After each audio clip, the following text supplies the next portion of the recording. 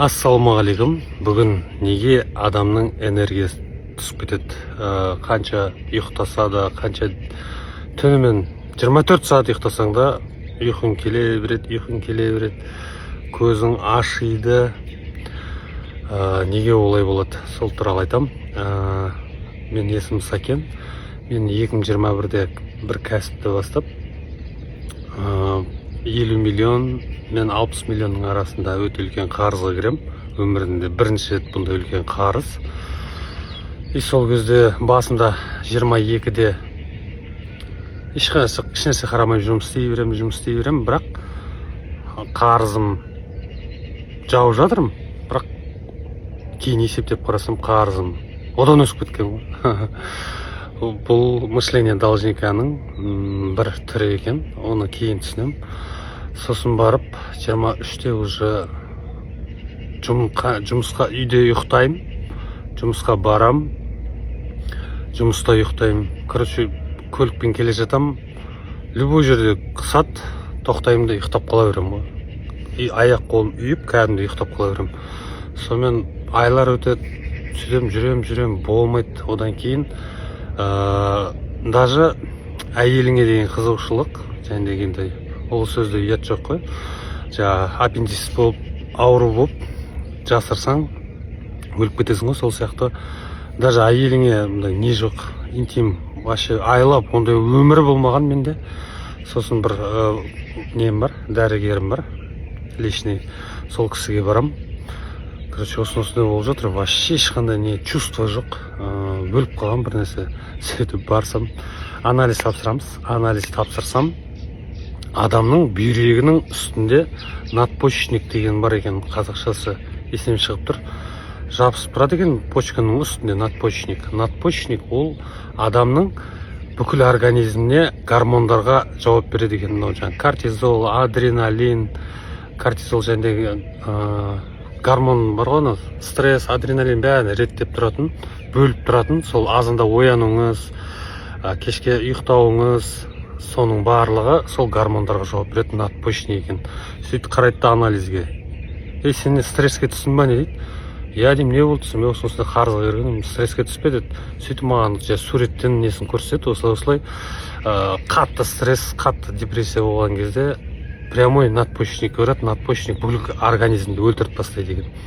Содан, короче, оны көтеру керек деді. Ал емделдім, бір ай ма, 40 күн ба емделдім. Емі де қымбат оның, ол кезде 23 жылы 300 мен 400 мың теңгесінің арасында. Мен 2023-те бір емделдім, 2024-те бір емделдім. Сондықтан стресс бұл ең қауіпті жау. Бүкіл организмді өлтіріп тастағанда еш нәрсе істей алмайсың. Ақшаң көп кетеді. Білем, стресске түспеу өте қиын, себебі әр жақтан звондап, енді в основном адамнан қарыз болсаң не деген сөздер айтады, мошенник дейді. Сен мошенниксің, тиктокқа салады, сені, короче, даттайды, андай қылады. Менде ондай, Аллаға шүкір, ондай адамдардан қарызым өте көп емес, бірақ көбісі түсініп, жағдайға күтіп жүр. В основном банктермен менікі қазір. Аллаға шүкір, жанымда адамдар өте көп көмектескен. Сондықтан энергияны көтеру керек. Энергияң түсті ма, короче, болып жатқан жұмыстарың, саудаларың бәрі тоқтайды. Жәндегі айыптау, шағым, уже соны бастайсың, уже айтып бастайсың. Анау жаман, анау. Короче, араласуды қоясың адамдармен. Ешкім жақпайды, ешкімді көргің келмейді, ешкіммен сөйлескің келмейді, ешқандай ешнәрсеге барғың келмейді. Ал ақша негізі 95% адамдар арқылы келеді. Мысалға, көп жігіттерден сұрайсың ғой, давайте спортпен айналысайық, анау, бірақ көбісі айтады, жәндегі ішкілік керек емес деп айтасың ғой. Өзіміз кезінде жүргенбіз ғой, души. Кейін түсінесің, что ол жақ жетістікке жеткізбейтін бір түрі, уақытыңды ұрлайтын нәрсе. Сосын айтасың, давай андай ішкілікті қой десең, айтады, сол кезде айтады еді, мен ішсем дейді, ақша көп табам дейді да. Кейін кітаптар қазір көп білім алып жатырмын, осы соңғы 2,5 жылда білім деген тасып жатыр. және кәсіп бойынша да, қарыз бойынша да, және подсознание да көп оқып жатырмын. Энергия, подсознание, сознание деген нәрсеге мүлдем ондайға қатысым жоқ еді өмірімде. Алланың жәндегі құдіреті соның бәрін зерттеуге, оқытуға жасап қойды. Сол кәдімгі өмірімде ақша таппаған күнім болмаған. Энергияң түскен кезде еш нәрсе таппайсың. Счеттардың бәрі аресте. Бір жылдай 30 мың теңгеге өмір сүргенбіз. Сол кезде есімнен шықпайды әлі де. Әлі күнге дейін. И подсознанияның бір түсінгенім, бір ойым бар. Саид Мұрат Даулатовтың бір ойыны бар. Я и деньги деген. Сол жерде кәсіпкерлермен ойнаймыз. 6-7 адам болып, 6 адам по-моему. Сөйтіп ойнаған кезде ол жерде бүкіл расходың жазасын. Тарифке қанша кетіп отыр, садикке қанша кетіп отыр, күніне қанша табасың, күніне қанша жаратасың, магазинге қанша кетіп отыр, сағыз, ручка, не алсаң да бәрін жазасың, короче, расходтардың бүкіл и мына жерге доходын жазасың. Сол кезде сәйкес келмейді. И сол жерде малый круг деген біздің қазіргі өміріміз айлықтан шайлыққа.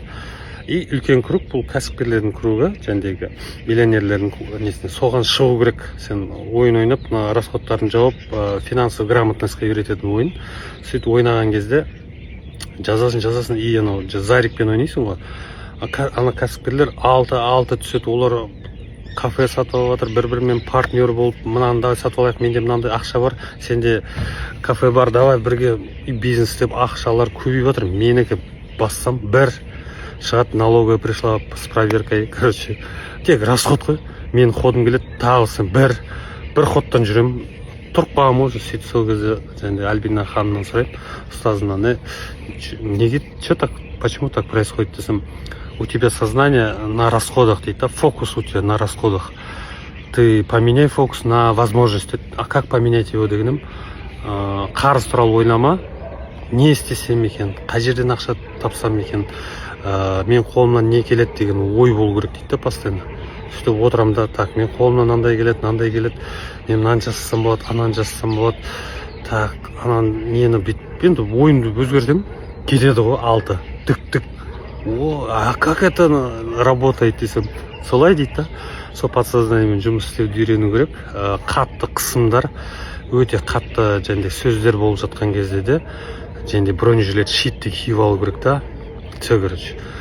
И спорт. Ең мықты стресске спорт бұл.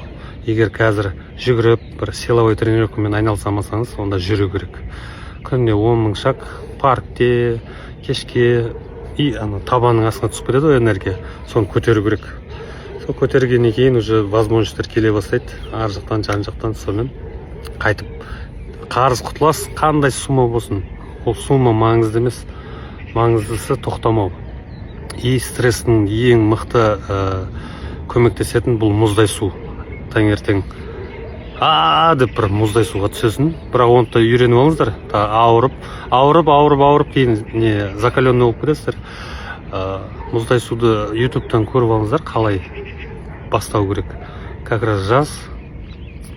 Бәріңізге сәттілік тілеймін. Келесі видеода неге еркектер жылдар бойы жүреді, шыға алмай осындай кризистен, әйелдер тез шығады. Сол туралы айтам. Жазылып, лайк басып қойыңыздар.